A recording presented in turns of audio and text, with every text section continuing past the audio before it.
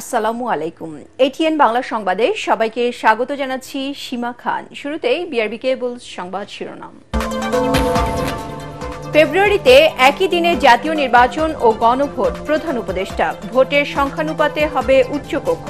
সংসদকে 6 মাসের মধ্যে সংবিধান সংস্কার করতে হবে। প্রধান উপদেষ্টার ভাষণ স্বাক্ষরিত জুলাই সনদের লঙ্ঘন, বিএনপির তাৎক্ষণিক প্রতিক্রিয়া। নতুন সংকট তৈরি করবে বলছে জামাত। আদেশে রাষ্ট্রপতির স্বাক্ষর দুঃখজনক, এনসিপি। মানবতাবিরোধী অপরাধে শেখ হাসিনা সহ 3 জনের বিরুদ্ধে মামলার রায় 17 নভেম্বর। সর্বোচ্চ শাস্তির প্রত্যাশা চিফ প্রসিকিউটরের। লকডাউনে মাঠে দেখা যায়নি কার্যক্রম নিষিদ্ধ আওয়ামী লীগকে। সড়কে যানবাহন ছিল কম, জনজীবনে তেমন প্রভাব পড়েনি, দাবি স্বরাষ্ট্র উপদেষ্টার। সব পক্ষের সহযোগিতা ছাড়া গ্রহণযোগ্য ভোট আয়োজন সম্ভব নয়, জানালেন সিইসি। রাজনৈতিক দলগুলোর সাথে নির্বাচন কমিশনের সংলাপ শুরু।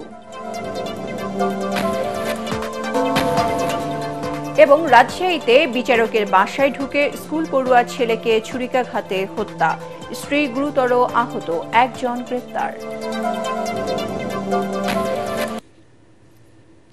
শুনছিলেন বিআরবি কেবল সংবাদ শিরোনাম। এবারে জানাবো বিস্তারিত। ফেব্রুয়ারির প্রথমার্ধে একই দিনে অনুষ্ঠিত হবে জাতীয় নির্বাচন ও গণভোট। জাতির উদ্দেশ্যে দেয়া ভাষণে এই ঘোষণা দেন প্রধান উপদেষ্টা ডক্টর মোহাম্মদ ইউনূস। তিনি জানান, জুলাই সনদ বাস্তবায়ন আদেশ অনুমোদন দিয়েছে সরকার। আদেশ অনুসারে গণভোটে হ্যাঁ জয়যুক্ত হলে নির্বাচনের পর প্রথম কার্যদিবসের 180 দিনের মধ্যে সংবিধান সংস্কার করবে আগামী সংসদ। সংবিধান সংস্কারের 30 কার্যদিবসের মধ্যে ভোটের সংখ্যানুপাতে গঠন করতে হবে উচ্চকক্ষ। সুষ্ঠু নির্বাচন আয়োজনে অভ্যুত্থানের সপক্ষের রাজনৈতিক দলগুলোকে ঐক্যবদ্ধ থাকার আহ্বান জানান প্রধান উপদেষ্টা। বিস্তারিত জানাচ্ছেন ইকরামুল হক সায়েম। আমরা সকল বিষয় বিবেচনা করে সিদ্ধান্ত নিয়েছি যে আগামী জাতীয় সংসদ নির্বাচনের দিনেই গণভোটের আয়োজন করা হবে। অর্থাৎ জাতীয় নির্বাচনের মতো গণভোটও ফেব্রুয়ারির প্রথমার্ধে একই দিনে অনুষ্ঠিত হবে। সংসদ নির্বাচন ও গণভোট আয়োজন নিয়ে রাজনৈতিক দলগুলোর ভিন্ন মত আর বিতর্ক ছাপিয়ে সরকারের সিদ্ধান্ত জানিয়ে দিলেন প্রধান উপদেষ্টা ডক্টর মোহাম্মদ ইউনূস। এতে সংস্কারের লক্ষ্য কোনোভাবে বাধাগ্রস্ত হবে না। নির্বাচন আরও উৎসবমুখর ও সাশ্রয়ী হবে। গণভোট অনুষ্ঠানের লক্ষ্যে উপযুক্ত সময়ে প্রয়োজনীয় আইন প্রণয়ন করা হবে। প্রধান উপদেষ্টা জানান, গণভোটের ব্যালটে উল্লেখ থাকবে 4টি বিষয়। প্রথমটি নির্বাচনকালীন তত্ত্বাবধায়ক সরকার, নির্বাচন কমিশন ও অন্যান্য সাংবিধানিক প্রতিষ্ঠান গঠন সংক্রান্ত। দ্বিতীয়টি 2 কক্ষ বিশিষ্ট সংসদের উচ্চকক্ষ ভোটের সংখ্যানুপাতে গঠনের বিষয়ে। তৃতীয়টি সংসদে নারীর প্রতিনিধি বাড়ানো, ডেপুটি স্পিকার ও সংসদীয় কমিটির সভাপতি বিরোধী দল থেকে নেয়া এবং প্রধানমন্ত্রীর মেয়াদ সীমিতকরণ ও রাষ্ট্রপতির ক্ষমতা বাড়ানোর প্রসঙ্গে। সবশেষ উল্লেখ থাকবে জুলাই সনদ বাস্তবায়নে রাজনৈতিক দলগুলোর প্রতিশ্রুতির কথা। তবে 4টি বিষয়ের উপর একটি মাত্র প্রশ্নে মতামত দিতে হবে হ্যাঁ বা না ভোট দিয়ে। গণভোটের দিন এই 4টি বিষয়ের উপর একটি মাত্র প্রশ্নে আপনি হ্যাঁ বা না ভোট দিয়ে আপনার মতামত জানাবেন। প্রশ্নটি হবে এরকম: আপনি কি জুলাই জাতীয় সনদ, সংবিধান সংস্কার বাস্তবায়ন আদেশ 2025 এবং জুলাই জাতীয় সনদের লিপিবদ্ধ সংবিধান সংস্কার সম্পর্কিত নিম্নলিখিত প্রস্তাবগুলোর প্রতি আপনার সম্মতি জ্ঞাপন করছেন? প্রধান উপদেষ্টা জানান, গণভোটে হ্যাঁ জয়যুক্ত হলে নির্বাচনের পর সংসদের প্রথম কার্যদিবসের 180 দিনের মধ্যে সংবিধান সংস্কার করতে হবে। ততদিন পর্যন্ত নির্বাচিত প্রতিনিধিরা সংবিধান সংস্কার পরিষদের সদস্য হিসেবে দায়িত্ব পালন করবেন। সংবিধান সংস্কারের 30 কার্যদিবসের মধ্যে ভোটের সংখ্যানুপাতে গঠন করতে হবে উচ্চকক্ষ। এর মেয়াদ হবে নিম্নকক্ষের শেষ কার্যদিবস পর্যন্ত। 100 জন সদস্য বিশিষ্ট একটি উচ্চকক্ষ গঠিত হবে এবং সংবিধান সংশোধন করতে হলে উচ্চকক্ষের সংখ্যাগরিষ্ঠ সদস্যের অনুমোদন দরকার হবে। জুলাই সনদ বাস্তবায়নের অঙ্গীকারনামা অনুসারে সংবিধানে জুলাই জাতীয় সনদ অন্তর্ভুক্ত করার ব্যবস্থা গ্রহণ করা। আগামী ফেব্রুয়ারিতে সুষ্ঠু নির্বাচন অনুষ্ঠানের বিষয়ে অভ্যুত্থানের সপক্ষের রাজনৈতিক দলগুলোকে অবশ্যই ঐক্যবদ্ধ থাকতে হবে। জাতির উদ্দেশ্যে দেয়া ভাষণে গত 15 মাসে বিভিন্ন চ্যালেঞ্জ উত্তরণে নানা পদক্ষেপের কথা তুলে ধরেন অন্তর্বর্তীকালীন সরকারের প্রধান। অভ্যুত্থানের পর দায়িত্ব গ্রহণ করে অর্থনীতিকে গভীর গহ্বর থেকে উদ্ধার করা ছিল আমাদের জন্য একটা বিরাট চ্যালেঞ্জ। গত 15 মাসে আমরা সেই চ্যালেঞ্জ উতরাতে সক্ষম হয়েছে। ইকরামুল হক সায়েম, এটিএন বাংলা, ঢাকা। এদিকে জাতীয় জুলাই সনদ বাস্তবায়ন আদেশ 2025 জারি করেছেন রাষ্ট্রপতি মোহাম্মদ শাহাবুদ্দিন। আইন, বিচার ও সংসদ বিষয়ক মন্ত্রণালয়ের লেজিসলেটিভ ও সংসদ বিষয়ক বিভাগ থেকে এ বিষয়ে গেজেট প্রকাশ করা হয়েছে। এর আগে দুপুরে রাষ্ট্রপতির কাছে জাতীয় সনদ বাস্তবায়ন আদেশ প্রেরণের আগে আদেশের সারসংক্ষেপে স্বাক্ষর করেন প্রধান উপদেষ্টা অধ্যাপক ডক্টর মোহাম্মদ ইউনূস। প্রধান উপদেষ্টার সভাপতিত্বে উপদেষ্টা পরিষদের সভায় জুলাই জাতীয় সনদ বাস্তবায়ন আদেশ অনুমোদন দেয়া হয়। প্রধান উপদেষ্টার ভাষণে জুলাই সনদ বাস্তবায়নের উপায় নিয়ে অসন্তোষ প্রকাশ করেছে রাজনৈতিক দলগুলো। তাৎক্ষণিক প্রতিক্রিয়ায় বিএনপির স্থায়ী কমিটির সদস্য সালাউদ্দিন আহমেদ অভিযোগ করেছেন, অধ্যাপক মোহাম্মদ ইউনূস ভাষণের মাধ্যমে স্বাক্ষরিত জুলাই সনদ লঙ্ঘন করেছেন। জামায়াতের সেক্রেটারি জেনারেল মিয়া গোলাম পরোয়ার বলেছেন, একই দিনে গণভোট ও জাতীয় নির্বাচন সংকট তৈরি করবে। আর জাতীয় নাগরিক পার্টি এনসিপির সিনিয়র যুগ্ম আহ্বায়ক সামন্তা শারমিন বলেছেন, জুলাই সনদ বাস্তবায়নের আদেশে রাষ্ট্রপতির স্বাক্ষর দুঃখজনক। ইমদাদুল্লাহ বাবুর রিপোর্ট। এই সিদ্ধান্ত জাতির বৃহত্তর স্বার্থে রাজনৈতিক দলগুলো মেনে নেবে। একটি উৎসবমুখর জাতীয় নির্বাচনের দিকে জাতি এগিয়ে যাবে। জাতির উদ্দেশ্যে দেয়া ভাষণে প্রধান উপদেষ্টা অধ্যাপক মোহাম্মদ ইউনূস নির্বাচনের দিনই জুলাই সনদের ব্যাপারে জনমত যাচাইয়ে গণভোট আয়োজনের ঘোষণা দেন। একই সাথে সাংবিধানিক সংস্কার বাস্তবায়নে সংবিধান সংস্কার পরিষদ গঠনেরও ঘোষণা দেন তিনি। রাজধানীতে এক অনুষ্ঠানে জুলাই সনদ বাস্তবায়নে সরকারের সিদ্ধান্ত প্রসঙ্গে এনসিপির সিনিয়র যুগ্ম আহ্বায়ক সামান্তা শারমিন বলেন, সনদ বাস্তবায়নের আদেশে রাষ্ট্রপতির স্বাক্ষর রাজনীতিতে অচল অবস্থার সৃষ্টি করতে পারে। জুলাই সনদে প্রাপ্ত আদেশ এসেছে এবং বলা হয়েছে এটা নাকি রাষ্ট্রপতি চুপ্পু সাইন করবে। এটা যে রাষ্ট্রপতি বলতে হচ্ছে এটাই তো দুঃখজনক। আমরা বলেছিলাম যে এই রাষ্ট্রপতি থাকা যাবে না, তখন সাংবিধানিক সংকট দেখানো হলো। এই সাংবিধানিক সংকট শব্দটা শেখ হাসিনার খুব প্রিয় শব্দ ছিল। জুলাই সনদের যে অবস্থা করা হয়েছে, এই মানে রাষ্ট্রপতি সাইন করার ব্যাপারটা, এইটা কিন্তু বাংলাদেশে একটা দীর্ঘমেয়াদী অচলাবস্থায় এনে দিবে। নগরীর মগবাজারে দলীয় কার্যালয়ে তাৎক্ষণিক সংবাদ সম্মেলনে প্রতিক্রিয়া জানায় জামায়াতে ইসলামী। এ সময় দলটির সেক্রেটারি জেনারেল মিয়া গোলাম পরোয়ার বলেন, জনগণের অভিপ্রায় উপেক্ষা করে একই দিনে গণভোট ও জাতীয় নির্বাচনের সিদ্ধান্ত নিয়েছে সরকার। একই দিনে গণভোট আর জাতীয় নির্বাচনের ঘোষণা দেওয়ায় জনগণের আকাঙ্ক্ষা পূর্ণ হয়নি। যে সংকটমুক্ত স্বচ্ছ নির্বাচনের আশা আমরা করেছিলাম, সে সংকটটাই কিন্তু রয়ে গেল।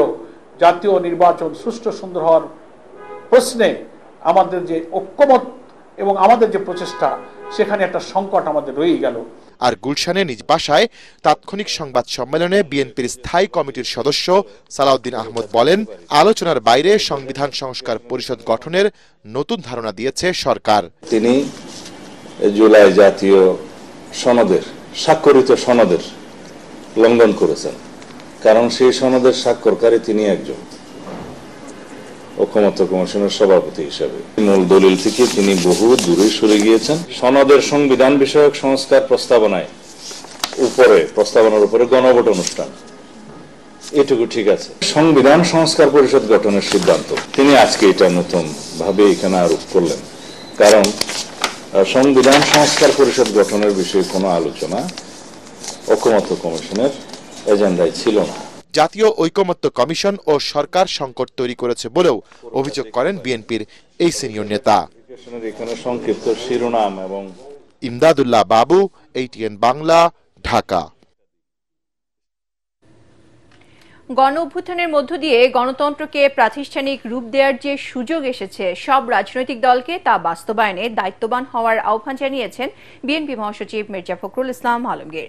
রাজধানীতে এক অনুষ্ঠানে তিনি বলেন, যত দ্রুত নির্বাচিত সরকার প্রতিষ্ঠা করা যাবে দেশের জন্য তত মঙ্গল হবে। অন্যদিকে আলাদা অনুষ্ঠানে বিএনপি নীতি নির্ধারকরা বলেন, আওয়ামী লীগ সহিংসতা তৈরি করে দেশের গণতন্ত্রকে বাধাগ্রস্ত করতে চায়, তা মানুষ হতে দেবে না। কামরুজ্জামান রাজীবের রিপোর্ট। রাজধানীর একটি হোটেলে জাতীয় সংসদ নির্বাচন অনুষ্ঠানে জাতীয় ঐক্যের প্রয়োজনীয়তা শীর্ষক নির্বাচন সংলাপের আয়োজন করে foundation for strategic and development studies FSDS। এতে বিএনপি সহ ফ্যাসিবাদ বিরোধী আন্দোলনে অংশ নেওয়া দলের শীর্ষ নেতা ও সুশীল সমাজের প্রতিনিধিরা অংশ নেন। বক্তারা বলেন, সংস্কারের নামে বিভাজন নয়, গণতান্ত্রিক উত্তরণে প্রয়োজন জাতীয় ঐক্য বজায় রাখতে ব্যর্থ হলে দেশ আবারও ফ্যাসিবাদের কবলে পড়বে। এ সময় বিএনপি মহাসচিব বলেন, গণতন্ত্রকে প্রাতিষ্ঠানিক রূপ দেওয়ার যে সুযোগ এসেছে তার বাস্তবায়নে ব্যর্থ হলে জাতি ক্ষমা করবে না। যে বিতর্কগুলো তৈরি হচ্ছিল নির্বাচন নিয়ে, সেই বিতর্কের মধ্যে আজকে প্রফেসর ইউনূসের বক্তৃতা অত্যন্ত রাষ্ট্রনায়কোচিত হয়েছে এবং তিনি যে আজকে 4 দফার কথা বলেছেন, এটা মেনে নিয়ে আমাদের সকল রাজনৈতিক দলের উচিত এখন ইলেকশনের দিকে আগানো এবং আর কোনো জটিলতা তৈরি না করা। এখানে বিএনপি সহ বড় রাজনৈতিক দলগুলোকে কিন্তু সরকার আইন শৃঙ্খলা বাহিনীর চেয়ে বেশি কার্যকর ভূমিকা পালন করতে হবে, কিন্তু রাজনৈতিক দলগুলোর সেই দায়িত্বশীল আচরণ, তাদের নেতা কর্মীদের প্রতি সেই ইনস্ট্রাকশন আমরা কিন্তু লক্ষ্য করছি না। প্রধান উপদেষ্টা যে বক্তব্য দিয়েছেন এর মধ্যে দ্বিমত থাকতে পারে। আমরা যেটা বুঝি যে অতি দ্রুত যেটা ঘোষণা হয়েছে ইতিমধ্যে যে 2026 সালের ফেব্রুয়ারি মাসে একটা নির্বাচন দিয়ে আপনার জনগণের একটা পার্লামেন্ট নির্বাচন করা এবং সেই পার্লামেন্টই জনগণের সমস্ত অমীমাংসিত যে আপনার ইস্যুগুলো আছে সেই ইস্যুগুলো নিয়ে আলোচনা করে তারা সেখানে সুনির্দিষ্ট একটা সামনের দিকে এগিয়ে যাওয়ার পথ বাততে দিতে পারবেন। অন্যদিকে দুপুরে চেয়ারপারসনের গুলশান কার্যালয়ে ফ্রান্সের নতুন রাষ্ট্রদূতের সাথে বিএনপির প্রতিনিধি দলের বৈঠকের পর সংবাদ সম্মেলনে স্থায়ী কমিটির সদস্য আমির খসরু মাহমুদ চৌধুরী বলেন, বিশৃঙ্খলা সৃষ্টি করে নির্বাচন ঠেকানো যাবে না। যারা নির্বাচনকে বাধাগ্রস্ত করতে চায়, যারা বাংলাদেশে জনগণের মালিকানা ফিরিয়ে দিতে চায় না, যারা গণতান্ত্রিক অর্ডার চায় না বাংলাদেশে, তো তাদের কর্মকাণ্ডের জন্য কি আমরা নির্বাচন ব্যবস্থা বন্ধ করে দেবো? এখন নয়াপল্টন কেন্দ্রীয় কার্যালয়ে আরেক অনুষ্ঠানে বিএনপির সিনিয়র যুগ্ম মহাসচিব রুহুল কবির রিজভী বলেন, সহিংসতা তৈরি করে পরাজিত শক্তি ফিরে আসতে পারবে না। গণতন্ত্র বিরোধী ষড়যন্ত্র ঠেকাতে সুষ্ঠু নির্বাচনের বিকল্প নেই। শিশু হত্যা করেছেন, কিশোর হত্যা করেছেন, শত শত, একটা দুটো নয়, তো তার বিচার হবে না? এখন এই বিচারকে প্রতিহত করার জন্য বেআইনিভাবে হামলা করা হয়েছে, বোমাবাজি করা হয়েছে, বাসে আগুন দেওয়া হয়েছে, বাস চালককে আগুনে পুড়িয়ে হত্যা করা হয়েছে। কামরুজ্জামান রাজীব, এটিএন বাংলা, ঢাকা। জুলাইয়ে মানবতা বিরোধী অপরাধের মামলায় ক্ষমতাচ্যুত সাবেক প্রধানমন্ত্রী শেখ হাসিনা সহ 3 আসামির ভাগ্যে কি আছে তা জানা যাবে আগামী 17 নভেম্বর। বিচারপতি গোলাম মর্তুজা মজুমদারের নেতৃত্বাধীন 3 সদস্যের ট্রাইব্যুনালের রায় ঘোষণার জন্য এই দিন ঠিক করেন। প্রসিকিউশনের প্রত্যাশা সর্বোচ্চ শাস্তি আর আসামি পক্ষের প্রত্যাশা খালাস পাবেন আসামিরা। আরও জানাচ্ছেন হুমায়ুন চিশতি। জুলাই গণ আন্দোলনে আইন শৃঙ্খলা রক্ষাকারী বাহিনীর নির্বিচারগুলিতে মারা যায় প্রায় 1400 মানুষ, আহত হন 25,000-এর বেশি। ওই ঘটনায় মানবতা বিরোধী অপরাধের মামলায় সাবেক প্রধানমন্ত্রী শেখ হাসিনা সহ 3 জনের বিরুদ্ধে বিচারিক কার্যক্রমের শেষ ধাপ যুক্তিতর্ক উপস্থাপন শেষ হয় গত 23 অক্টোবর। ওই দিনই রায় ঘোষণার দিন নির্ধারণের জন্য আজকের দিন ঠিক করেন আদালত। সকাল 9টার দিকে হাজির করা হয় মামলা থেকে রাজসাক্ষী হওয়া সাবেক আইজিপি চৌধুরী আব্দুল আল মামুনকে। বেলা 12টার দিকে জনাকীর্ণ আদালতে রায় ঘোষণার দিন ঠিক করে আদেশ দেন ট্রাইব্যুনাল 1-এর চেয়ারম্যান গোলাম মর্তুজা মজুমদার। চিফ প্রসিকিউটর বলেন, জাতির আশা-আকাঙ্ক্ষার প্রতি সুবিচার করবে আদালত, এমনটাই প্রত্যাশা তাদের। শেখ হাসিনা ও আসাদুজ্জামান খান কামালের সর্বোচ্চ শাস্তি চান তারা। আশা করছি ইনশাআল্লাহ 17 নভেম্বর আদালত তার সুবিবেচনা, তার প্রজ্ঞা প্রয়োগ করবেন এবং এই জাতির যে বিচারের জন্য আকাঙ্ক্ষা, যে তৃষ্ণা, সেটার প্রতি তারা সুবিচার করবেন। আমরা সর্বোচ্চ শাস্তি আদালতের কাছে প্রেয়ার করেছি, আদালত তার সুবিবেচনা প্রয়োগ করবেন। এদিকে রায় ঘোষণাকে কেন্দ্র করে দেশ জুড়ে শুরু হওয়া অস্থিতিশীল পরিস্থিতি প্রসঙ্গে চিফ প্রসিকিউটর বলেন, সহিংসতা করে বিচার বাধাগ্রস্ত করা যাবে না। যদি কেউ বিচার প্রক্রিয়াকে বানচালের জন্য কোনো হুমকি দেন, কোনো কার্যক্রম করেন, ডেফিনেটলি সেটা আদালতের প্রতি, আদালতের প্রসেস, আদালতের প্রক্রিয়াকে বাধাগ্রস্ত করার শামিল হবে। যারা উস্কানি দেবেন, যারা সন্ত্রাস করার চেষ্টা করবেন, সেই ব্যাপারে আইন অনুযায়ী রাষ্ট্রের পক্ষ থেকে পদক্ষেপ গ্রহণ করা হচ্ছে, ভবিষ্যতেও হবে। আর যে জাতি ঐক্যবদ্ধ থাকে, জনগণ যখন জেগে থাকে, সেই দেশের ভাগ্য নিয়ে সেই দেশে নৈরাজ্য করার সাহস, শক্তি কারোরই কোনোদিন ছিল না, হবেও না। তবে আসামিরা খালাস পাবেন বলে প্রত্যাশা শেখ হাসিনার আইনজীবী। আমার দেখা মতে কোনো অস্বস্থতা আমি দেখি নাই, কারণ আমাকে কেউ কোনো রকমের ইন্টারাপ্ট করে নাই। বিভিন্ন সময়ে বিভিন্ন সাক্ষীদের কাছ থেকে আমি বিভিন্ন রকমের গুরুত্বপূর্ণ বেশ কিছু তথ্য সাক্ষীর মাধ্যমে আনতে সক্ষম হয়েছি। সব কিছু মিলিয়ে দালিলিক সাক্ষ্য, সেসব জায়গায় আমি কন্ট্রোভার্সি ক্রিয়েট করার চেষ্টা করেছি এবং বিভিন্ন সময় দালিলিক সাক্ষীর উপরেও কন্ট্রোভার্সি ক্রিয়েট হয়েছে বলে আমি বিশ্বাস করি। সব কিছু মিলিয়ে আমি বিশ্বাস করি আমার আসামিদ্বয় খালাস পাবে।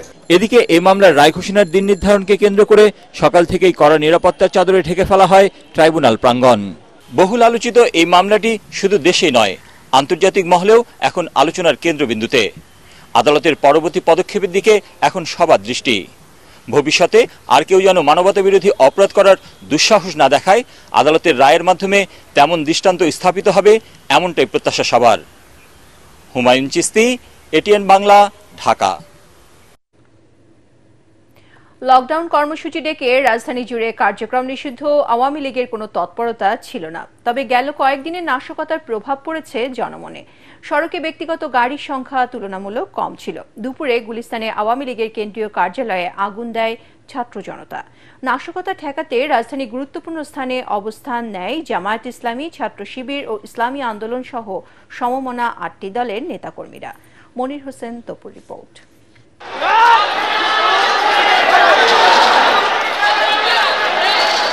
সাবেক প্রধানমন্ত্রী শেখ হাসিনার বিরুদ্ধে মানবতা বিরোধী অপরাধের মামলার রায় ঘোষণার দিনকে কেন্দ্র করে দেশব্যাপী লকডাউন কর্মসূচি ডাকে কার্যক্রম নিষিদ্ধ আওয়ামী লীগ।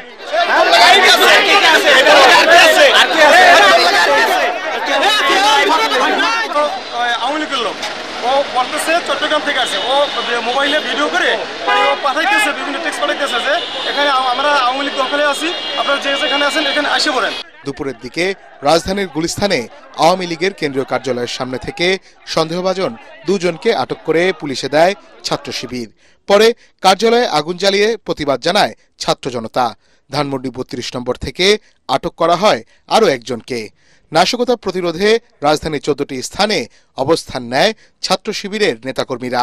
কয়েকদিন ধরে সারা দেশে যে অরাজকতা সৃষ্টি করেছেন, অগ্নিসন্ত্রাস শুরু করেছেন, বাংলাদেশে এই অগ্নিসংযোগকারী এই ফ্যাসিবাদী কোনো রাজনীতি ভবিষ্যতে চলতে দেওয়া হবে না। কর্মসূচিকে কেন্দ্র করে সকাল থেকেই রাজধানীর গুরুত্বপূর্ণ স্থানে অবস্থান নেয় জামায়াতে ইসলামী, ইসলামী আন্দোলন সহ সমমনা ৮টি দল। লকডাউন প্রতিরোধে বিভিন্ন স্থানে মিছিল করে তারা। কর্মসূচির ব্যর্থতায় প্রমাণ করে বাংলাদেশের মানুষ আওয়ামী লীগকে প্রত্যাখ্যান করেছে। যতদিন পর্যন্ত তারা ক্ষমা চেয়ে নাকে ক্ষত দিয়ে বিচারের সম্মুখীন না হচ্ছে, বাংলাদেশের মানুষের কুইন্দারি গ্রহণ করবে। রাজনৈতিক দল ও আইন শৃঙ্খলা বাহিনীর সতর্ক অবস্থানের কারণে লকডাউন কর্মসূচি পালন করতে রাজপথে দেখা যায়নি কার্যক্রম নিষিদ্ধ আওয়ামী লীগের নেতাকর্মীদের। দুপুরে গুলিস্তানে মিছিল করে ইনকিলাব মঞ্চ। যারা গণহত্যাকারী, খুনি, গুমকারী, ধর্ষক, অর্থলুটকারী, তাদের সামনে আমরা শিশুর প্রতিরোধের মতো শক্ত হয়ে প্রতিরোধ করে তুলব। এদিকে গাবতলী সহ ঢাকার প্রবেশ মুখগুলোতে দিনভর দেখা গেছে আইন শৃঙ্খলা বাহিনীর কড়া নিরাপত্তা ব্যবস্থা। গুরুত্বপূর্ণ সড়কগুলোতে সতর্ক অবস্থানে থাকতে দেখা যায় সেনাবাহিনী, বিজিবি, র্যাব ও পুলিশকে। সপ্তাহের শেষ কর্মদিবস হলেও রাজধানীতে যানবাহনের সংখ্যা ছিল তুলনামূলক কম। সীমিত পরিসরে চলছে দূরপাল্লার বাস, তবে স্বাভাবিক রয়েছে রেল চলাচল। নাশকতা ঠেকাতে রাজধানীর বিভিন্ন পয়েন্টে নিরাপত্তা বাহিনীর তল্লাশি অভিযান অব্যাহত রয়েছে।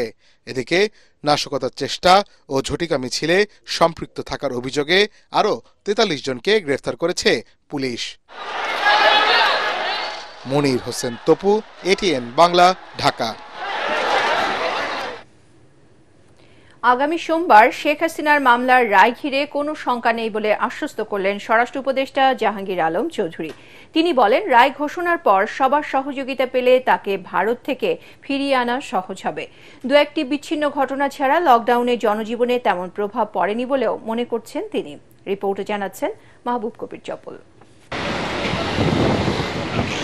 আওয়ামী লীগের লকডাউনে দেশ কতটুকু ডাউন হয় সে আলোচনা ছিল গত কয়েকদিন ধরে। অবশ্য বাস্তবে তেমন কিছুই দেখা যায়নি। মাঠে ছিল না দলটির নেতাকর্মীরা, তবে জনমনে উৎকণ্ঠা ছিল চাপা, ফলে রাজধানী ছিল অনেকটাই ফাঁকা। স্বরাষ্ট্র উপদেষ্টা বলছেন, লকডাউন নিয়ে অতিরঞ্জিত প্রচারণা হয়েছে। রাস্তা তো এরকম ফাঁকা না, ফাঁকা থাকলে আপনারা আসলেন কিভাবে? আপনারা তো সবাই চলে আসছেন, রাস্তা ফাঁকা দেখে কি তাড়াতাড়ি চলে আসছেন? রাস্তা এখন হলো কি, অনেকে অনেক কিছু প্রচার করলে অনেক ধরনের হয়, কিন্তু ওইরকম বড় ধরনের কোনো সমস্যা নাই। ছোটখাটো দুই একটা ঘটনা ঘটছে, এটা আপনারা মিডিয়ায় দেখছেন, আমিও দেখছি, এবং এটার ক্ষেত্রে সাথে সাথে কিন্তু আমরা অ্যাকশন নিয়েছি। সাবেক প্রধানমন্ত্রী শেখ হাসিনার মামলার রায়ের তারিখ নির্ধারণকে কেন্দ্র করে দেশের বিভিন্ন স্থানে বাসে আগুন, ককটেল বিস্ফোরণ হয়েছে। রায়ের দিন পরিস্থিতি কেমন হতে পারে তা নিয়ে কিছুটা উদ্বেগ রয়েছে। তবে স্বরাষ্ট্র উপদেষ্টা বলছেন শঙ্কার কারণ নেই, রায়ের পর তাকে ফিরিয়ে আনাও সহজ হবে। না না না, কোনো শঙ্কা নাই, আল্লাহ দিলে কোনো শঙ্কা নাই। আপনাকে সবাই সহযোগিতা থাকলে অবশ্যই সহজ হবে। কৃষি মন্ত্রণালয়েরও দায়িত্বে থাকা জাহাঙ্গীর আলম চৌধুরী বলেন, পেঁয়াজ আমদানি করা হবে না। লোকসানের কারণে আলু চাষিদের প্রণোদনা দেবে সরকার। প্রণোদনাটা আমরা কৃষকরে দিব। মাহবুব কবির চপল, ATN বাংলা, ঢাকা। মানবতাবিরোধী অপরাধে স্বৈরশাসক শেখ হাসিনা সহ আসামিদের সর্বোচ্চ শাস্তি চায় জামাত ইসলামী। রাজধানীতে দলের কেন্দ্রীয় কার্যালয়ে সংবাদ সম্মেলনে দলের সেক্রেটারি জেনারেল অধ্যাপক মিয়া গোলাম পরোয়ার একথা জানান।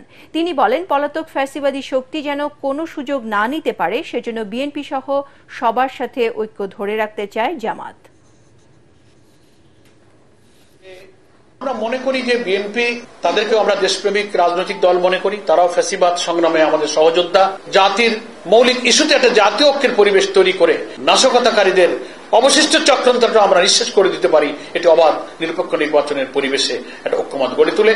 সেজন্য আমাদের বর্তমান অন্তর্বর্তী সরকারও যেমন সব রাজনৈতিক দলকে আহ্বান জানিয়েছে, আমাদের জামাত ইসলামীর পক্ষ থেকেও, আমাদের নেতৃত্বের পক্ষ থেকেও বিএনপি সহ সবার প্রতি এই আহ্বান জানানো হয়েছিল এবং আমাদের 8 দলের শীর্ষ নেতৃবৃন্দ কিন্তু একই আহ্বান জানিয়েছে। রাজনৈতিক দলগুলো মাঠে খেলবে আর নির্বাচন কমিশন রেফারির ভূমিকায় থাকবে বলে জানিয়েছেন প্রধান নির্বাচন কমিশনার AMM নাসির উদ্দিন। সমন্বিত উদ্যোগ ছাড়া একা ইসির পক্ষে সুষ্ঠু নির্বাচন আয়োজন সম্ভব নয় বলেও জানান তিনি।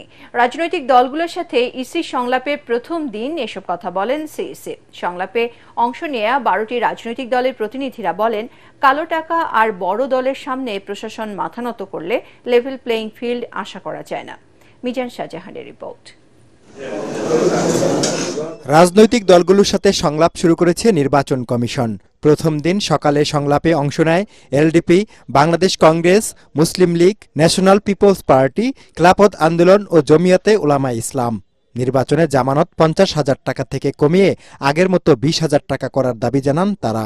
আগে যে 20,000 টাকা ছিল, আমি দাবি করব সেই জামানতটা 20,000 টাকা রাখার জন্য। বিকেলের সংলাপে অংশ নেয় সিপিবি, জেএসডি, বাসদ, বিপ্লবী ওয়ার্কার্স পার্টি, বিএনএফ ও বিএনএম।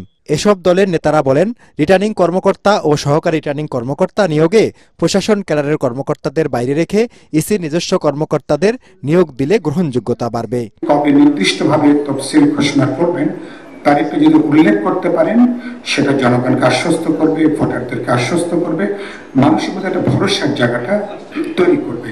মাত্র 2.5 মাস পরে নির্বাচন, এখন বুকে হাত দিয়ে আমরা বলতে পারছি না ফেব্রুয়ারিতে নির্বাচন হবে।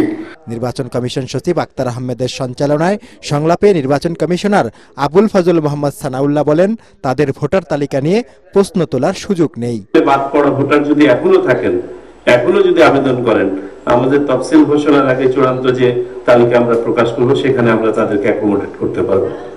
সুতরাং এটা একটা 24/7 সার্ভিস। প্রধান নির্বাচন কমিশনার AMM নাসির উদ্দিন বলেন, গ্রহণযোগ্য নির্বাচন করতে না পারার 53 বছরের বদনাম এবার মুছে দিতে চায় ইসি। আমরা একটা সুস্থ নির্বাচন চাই, অতীতের গ্লানি মুছে ফেলে এই বদনামটা মুছে ফেলতে চাই যে এতদিনে 53 বছর হলো স্বাধীন হলাম, আমরা একটা নির্বাচনই করতে পারি না। এইটাই সুন্দর, এইটাই তো একটা মামলা লজ্জাজনক মনে হয় যে, তাহলে আমরা কি জাতি হিসাবে এগুলো কি আর। নিবন্ধিত রাজনৈতিক দলগুলোর সাথে সংলাপের শেষ দিন ইসি মুখোমুখি হবে বিএনপি ও জামাতের। তবে জাতীয় পার্টিকে ডাকা হবে কিনা তা জানা যায়নি। মিজান শাহজাহান, ATN বাংলা, ঢাকা। প্রতিভা বিকাশের ক্ষেত্রে দেশের কোনো শিশু কিশোর যাতে বাদ না পড়ে সে বিষয়ে বিশেষ গুরুত্ব দেওয়ার আহ্বান জানিয়েছেন প্রধান উপদেষ্টা ডক্টর মোহাম্মদ ইউনূস। রাজধানীতে বিটিভির শিশুদের অনুষ্ঠান নতুন কুড়ির বিজয়ীদের মধ্যে পুরস্কার বিতরণী অনুষ্ঠানে তিনি বলেন, শুধু সংস্কৃতি নয়, দেশের প্রতিটি ঘরে ব্যবসা বাণিজ্য বিজ্ঞান সহ অন্য যে কোনো বিষয়ে প্রতিযোগিতা ছড়িয়ে দেওয়ার কথা বলেন প্রধান উপদেষ্টা। বিস্তারিত জানাচ্ছেন সৈয়দ রিয়াজ।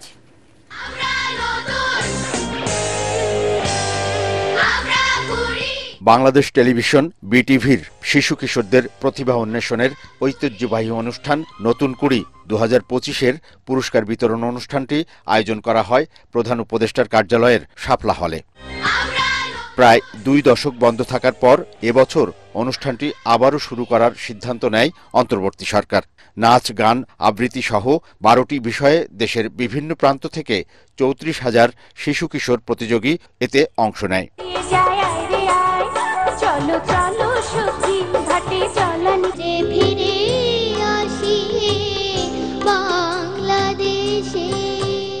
আঞ্চলিক, বিভাগীয় ও চূড়ান্ত বাছাই শেষে সেরা 10 ও ফাইনাল রাউন্ডে এবছর 83 জন শিশু কিশোরকে খুঁজে পায় নতুন কুড়ি।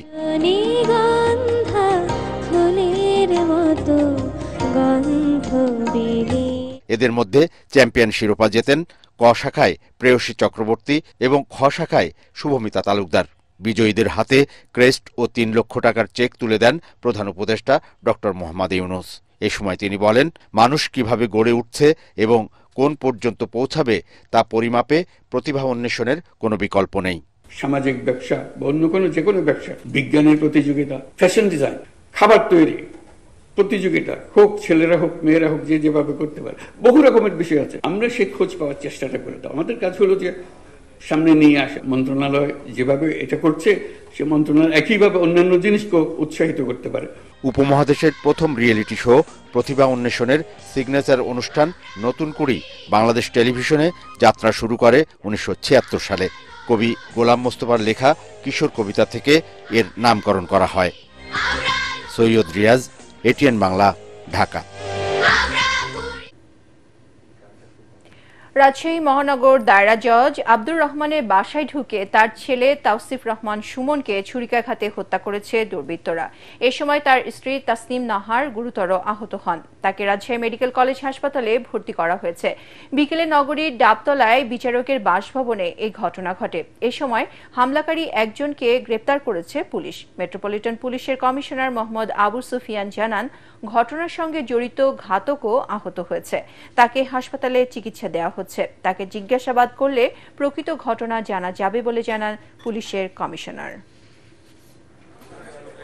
হামলাকারীও আহত অবস্থায় চিকিৎসাধীন আছে, সেও অচেতন। এখন আমরা আসলে বিস্তারিত তথ্যগুলো জানতে হলে তো আমাদেরকে, যেহেতু তারা অচেতন, সেজন্য আমরা এখন এই মুহূর্তে আমরা ওটা জানতে পারছি না। তবে এখানে আক্রমণকারী পূর্ব পরিচিত এবং আগে থেকে কোনো বিষয় নিয়ে তাদের মধ্যে একটা দ্বন্দ্ব ছিল, এটুকু আমরা জানতে পারলাম। আওয়ামী লীগের লকডাউন কর্মসূচির প্রতিবাদে যুব প্রতিরোধ টহল কর্মসূচি পালন করেছে জাতীয় যুব শক্তি।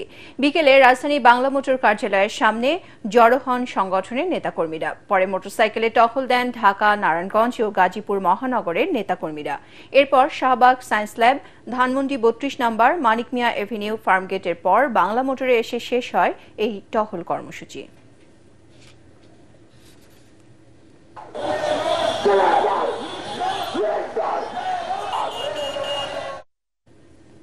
কার্যক্রম নিষিদ্ধ আওয়ামী লীগের লকডাউনে কয়েকটি জেলায় ককটেল, পেট্রোল বোমা বিস্ফোরণ ও আগুনের ঘটনা ঘটে। এ সময় বেশ কয়েকজনকে আটক করে পুলিশ। এদিকে দেশজুড়ে সড়ক, মহাসড়কে যানবাহন চলাচল স্বাভাবিকের তুলনায় কিছুটা কম ছিল। অপ্রীতিকর পরিস্থিতি এড়াতে সারা দেশে সতর্ক অবস্থায় রয়েছে আইন শৃঙ্খলা বাহিনী। প্রতিনিধিদের পাঠানো তথ্যচিত্রে বিস্তারিত জানাচ্ছেন ফারহিন ইসলাম টুম্পা। ভোরে গোপালগঞ্জে গণপূর্ত বিভাগ ও গ্রামীণ ব্যাংকের উলপুর শাখায় পেট্রোল বোমা নিক্ষেপ করে দুর্বৃত্তরা। এ সময় আগুনে পুড়ে যায় গণপূর্ত বিভাগের একটি পিকআপ ভ্যান। পুলিশ জানায়, একটি মাইক্রোবাস থেকে 5-6টি পেট্রোল বোমা নিক্ষেপ করলে একটি বোমা বিস্ফোরিত হয়। এদিকে ঢাকা খুলনা মহাসড়কের চন্দ্রদিঘলিয়ায় গাছ ফেলে যান চলাচল বন্ধের চেষ্টা করলে তাদের সরিয়ে দেয় পুলিশ ও সেনা সদস্যরা। গাজীপুরের ঢাকা টাঙ্গাইল ও ঢাকা ময়মনসিংহ মহাসড়কে দূরপাল্লার যান কিছুটা কম থাকলেও স্বাভাবিক রয়েছে চলাচল। সক্রিয় রয়েছে আইনশৃঙ্খলা বাহিনীর সদস্যরা। সাভারের আমিনবাজার সহ ঢাকা আরিচা মহাসড়কের বিভিন্ন স্থানে নিরাপত্তা রক্ষায় চেকপোস্টে কাজ করছে আইনশৃঙ্খলা বাহিনী। অন্য দিনের তুলনায় সড়কে চাপ কিছুটা কম হলেও নারায়ণগঞ্জের ঢাকা চট্টগ্রাম, ঢাকা সিলেট ও এশিয়ান হাইওয়ে মহাসড়কে যান চলাচল পরিস্থিতি স্বাভাবিক। মধ্যরাতে ঢাকা টাঙ্গাইল মহাসড়কের বাউইখোলা এলাকায় বাংলা স্টার নামে যাত্রীবাহী বাসে আগুন দেয় দুর্বৃত্তরা। এতে হতাহতের ঘটনা না ঘটলেও পুড়ে গেছে বাসটি। নোয়াখালীতে বিশেষ অভিযানে 18 জনকে আটক করেছে যৌথ বাহিনী। ফেনীতে নিষিদ্ধ ঘোষিত ছাত্রলীগের মিছিলের চেষ্টাকালে 6 জনকে আটক করা হয়। মুন্সিগঞ্জের গজারিয়ায় ভোরে আকিজ পেপার মিলের মালামালবাহী ট্রাকে আগুন দেয় দুর্বৃত্তরা। পরে পুলিশ ও ফায়ার সার্ভিস আগুন নিয়ন্ত্রণে আনে। সকালে শরীয়তপুরের জাজিরার নাডোবা এলাকায় ঢাকা ভাঙ্গা এক্সপ্রেসওয়ে অবরোধ করে আওয়ামী লীগের নেতাকর্মীরা। এ সময় একটি ট্রাকে আগুনও দেয় তারা। এতে পদ্মা সেতু দিয়ে যান চলাচল কিছুক্ষণের জন্য বন্ধ হয়ে যায়। চাঁপাইনবাবগঞ্জে সময়মতো ছেড়ে গেছে দূরপাল্লার বাস ও ট্রেন। খোলা রয়েছে দোকানপাট। তবে ভোলাহাট উপজেলায় একজনকে আটকের কথা জানিয়েছে থানা পুলিশ। বান্দরবানের লামারসরই এলাকায় সড়কে গাছ ফেলে এবং টায়ার জ্বালিয়ে প্রতিবন্ধকতা সৃষ্টির চেষ্টা করে আওয়ামী লীগের নেতাকর্মীরা। এ সময় স্থানীয় সাবেক সাধারণ সম্পাদক রফিক আলমকে আটক করে পুলিশ। অন্যদিকে লকডাউন প্রতিরোধে বরিশাল, জয়পুরহাট, জামালপুর, ঝালকাঠি সহ বিভিন্ন স্থানে বিক্ষোভ মিছিল ও অবস্থান কর্মসূচি পালন করেছে বিএনপি ও এর অঙ্গ সংগঠন এবং জামায়াতে ইসলামীর নেতাকর্মীরা। ফারহিন ইসলাম টুম্পা, এটিএন বাংলা। বেসামরিক বিমান ও ট্রাভেল এজেন্সি নীতিমালা সংশোধন অধ্যাদেশের চূড়ান্ত খসড়া অনুমোদন দিয়েছে সরকার। সচিবালয়ে সংবাদ সম্মেলনে বেসামরিক বিমান ও পর্যটন উপদেষ্টা শেখ বশির উদ্দিন একথা জানান। বলেন, এর ফলে এজেন্সি চাইলেই টিকিটের মূল্য নির্ধারণ করতে পারবে না, বরং টিকিটের মূল্য বেশি নিলে আইনগত ব্যবস্থা নেওয়া হবে।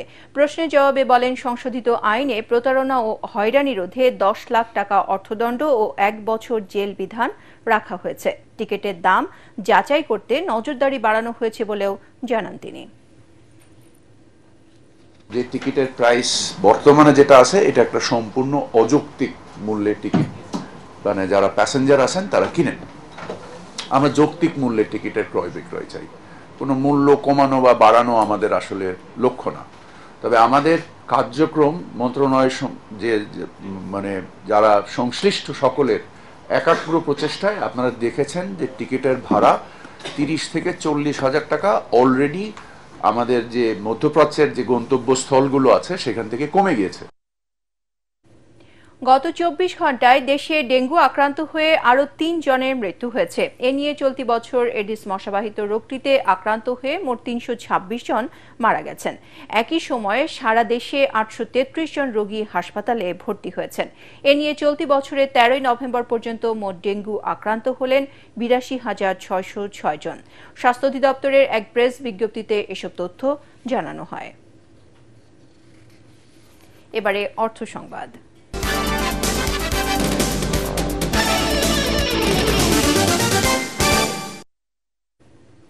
জগন্নাথ ইউনিভার্সিটিতে অনুষ্ঠিত হয়ে গেল আন্তর্জাতিক আয়োজন TEDx Jagannath university 2025। Reward perspective শিরোনামের এই স্পেশাল ইভেন্টে তরুণ উদ্ভাবক, গবেষক ও চিন্তাবিদরা একত্রিত হয়েছেন নতুন দৃষ্টিভঙ্গিকে বিশ্বকে দেখার অনুপ্রেরণা ছড়াতে। দিনব্যাপী এই কনফারেন্সে থাকছে অনুপ্রেরণামূলক বক্তৃতা, সৃজনশীল পরিবেশনা এবং উদ্ভাবনী প্রদর্শনী। আয়োজকদের আশা, এই আয়োজন তরুণ প্রজন্মকে নতুন ভাবনায় সমাজ ও প্রযুক্তির উন্নয়নে এগিয়ে আসার প্রেরণা যোগাবে। অনুষ্ঠানে মিডিয়া পার্টনার এটিএন বাংলা।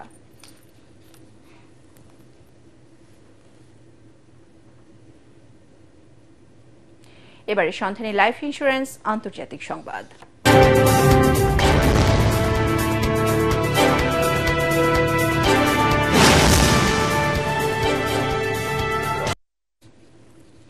চীনের সীমান্তবর্তী লাদাখে নতুন বিমান ঘাঁটি নির্মাণ করতে যাচ্ছে ভারত। দেশটির বিমান বাহিনীর প্রধান air chief marshal AP Singh নির্মাণাধীন ঘাঁটিটি পরিদর্শন করেছেন। লাদাখের মুদনিউমা এলাকায় নির্মাণ করা হচ্ছে এই বিমান ঘাঁটি। সাগরপৃষ্ঠ থেকে 13,000 ফুট উঁচুতে এই স্থাপনা তৈরি করা হবে। এটি হতে যাচ্ছে ভারতের উচ্চতম বিমান ঘাঁটি।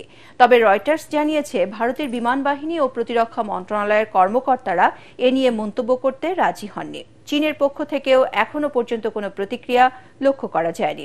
1950 সালের পর থেকে লাদাখ সীমান্ত নিয়ে চীনের সাথে ভারতের দ্বন্দ্ব চলছে। 2020 সালে লাদাখের গালাওয়ান উপত্যকায় সংঘাতে 20 জন ভারতীয় এবং 45 জন চীনা সেনা নিহত হয়েছিলেন। অবশেষে মার্কিন ইতিহাসে দীর্ঘ সময় ধরে চলা সরকারি অচলাবস্থার অবসান ঘটল। সিনেট ও মার্কিন কংগ্রেসের প্রতিনিধি পরিষদ ফেডারেল সরকারের অর্থায়ন বিল পাশের পর এতে স্বাক্ষর করেছেন প্রেসিডেন্ট ডোনাল্ড ট্রাম্প, যা এখন আইনে পরিণত হবে। ফলে মার্কিন সরকারের কার্যক্রম পুনরায় চালু হতে আর বাধা থাকছে না। এর মধ্য দিয়ে দীর্ঘ 42 দিনের শাটডাউনের অবসান হলো। আবারও বেতন পাবেন 42 দিন ধরে বেতন বঞ্চিত কয়েক লাখ ফেডারেল কর্মচারী। এর আগে দীর্ঘ আলোচনার পর রিপাবলিকান ও ডেমোক্র্যাটদের মধ্যে শাটডাউনের অবসানের বিষয়ে সমঝোতা হয়। সিনেটে পাশের পর বুধবার রাতে প্রতিনিধি পরিষদে অনুষ্ঠিত ভোটে 222 জন আইন প্রণেতা বিলটির পক্ষে এবং বিপক্ষে ভোট দেন 209 জন। তবে এসব পদক্ষেপকে শাটডাউনের অস্থায়ী সমাধান হিসেবে দেখছেন মার্কিন বিশেষজ্ঞরা, কেননা 24 মিলিয়ন মার্কিন নাগরিকের স্বাস্থ্য বীমা ভর্তুকির বিষয়টি এখনো অমীমাংসিত রয়ে গেছে। এবারে খেলার খবর।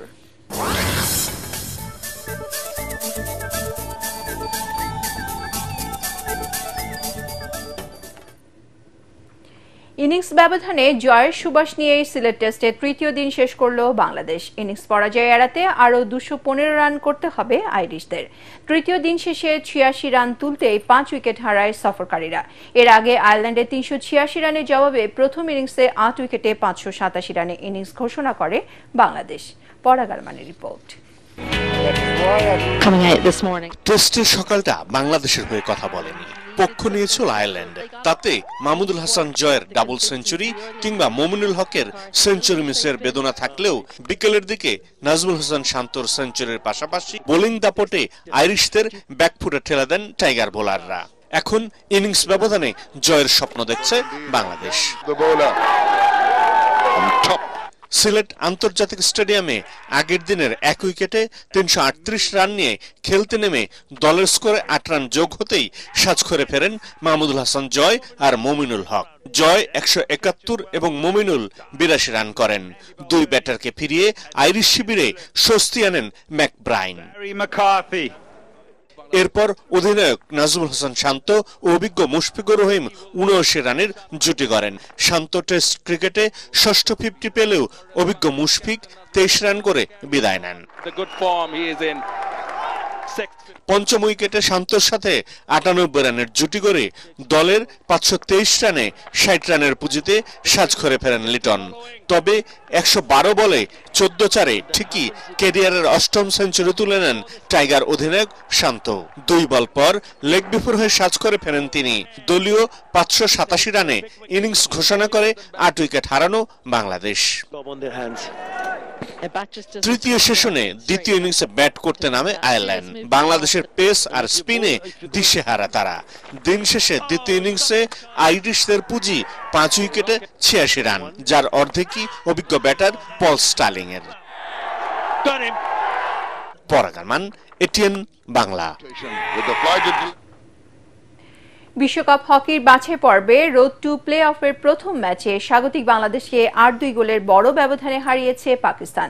মাওলানা ভাসানী স্টেডিয়ামে এ ম্যাচে পাকিস্তানই ছিল ফেভারিট, তবে বাংলাদেশও কম যায়নি। খেলার 4 মিনিটে পাকিস্তানকে এগিয়ে দেন আহমদ ভাট। প্রথম কোয়ার্টারের শেষ মিনিটে চমৎকার এক রিভার্স হিটে বাংলাদেশকে 1-1 সমতায় ফেরান হোজাইফা।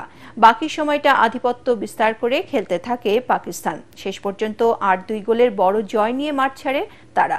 পাকিস্তানের আরফাজ ও নাদিম 2টি করে গোল করেন। 1টি করে গোল পান আহমদ ভাট, গজনফার, শহীদ হান্নান ও রানা ওয়াহিদ। বাংলাদেশের পক্ষে গোল 2টি করেন হুজাইফা ও আমিরুল ইসলাম।